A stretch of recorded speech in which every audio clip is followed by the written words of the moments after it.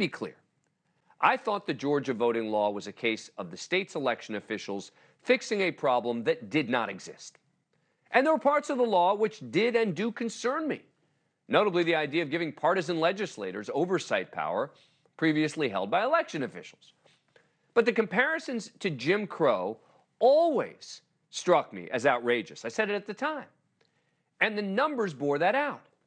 Despite the stricter ID requirements, the reduced number of drop boxes, the shortened hours for early voting led to only a marginal decrease among black voters in a midterm election, with 26.1% turnout in 2022, down from 28.9% in 2018, which is the last midterm election. There are a lot of possible explanations for that, but in the same year, in the runoff, the numbers were actually up. The runoff between Senator Raphael Warnock and Herschel Walker drew 31.8% black voter turnout. That's more than 30.9% black turnout in the 2021 runoff, in which the 2 Senate seats were on the line before the change of the law. But most importantly, there were practically no complaints about voter suppression, according to a University of Georgia poll. 0% of black voters reported a poor experience at the polls in 2022. 0. 73% called it excellent, 24% called it good. No problems. And yet last year, when presented with the high black voter turnout numbers and asked whether he stood by his decision, Commissioner Manfred not only said he'd do it again, he actually tried to take credit for the high turnout. He told ESPN, quote, "With the facts that existed at that point in time, I think I'd make the same decision. I'm glad there was a big voter turnout. I know that some people will say that proves that you were worried about nothing. I think the other way, you look at it, is maybe we brought attention to an issue that people turned out in bigger numbers because of that attention." Right. The point is, nothing has changed about the law that led the MLB to move the All-Star game out of Georgia in 2021. The only thing that's changed here is that the social justice waters have calmed, and the numbers have proven that this was not the dire threat many on the left made it out to be. Now, Major League Baseball has apparently deemed it safe to slide back into Georgia.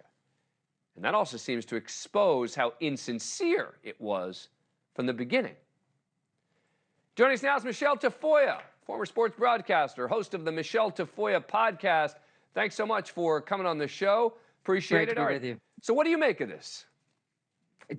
You said it. I think had Manfred and really all social justice warriors at the time really read the law, as I did today again, they would have seen that they were, hyperventilating over something that was quite reasonable. And it remains quite reasonable, and the federal courts have said so, which is why, as you pointed out, the law remains intact.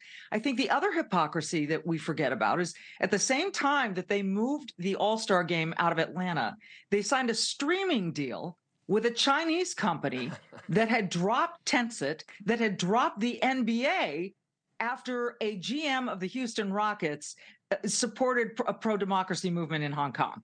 So it's okay to stream into China with a CCP-backed company, but it's not okay to have the All-Star game in Atlanta because, face it, they caved. They caved to all of the people who said this was Jim Crow 2.0, this was a voter suppression law. If they had really looked at it, they would have known this was not a voter suppression law. Right, but look, I'm not going to even defend. Look, as I said, I think they fixed a problem that didn't exist. I had some problems with the law, but from the beginning, I knew that they were overstating what the significance of this was. But it seems to me the issue is that when the heat was on, and this happens, you tell me if this happens in sports more broadly, when the heat was on and the public is watching and saying, what is MLB going to do about this? Or what is the NFL going to do about, look at everyone's talking about racial justice, et cetera. Now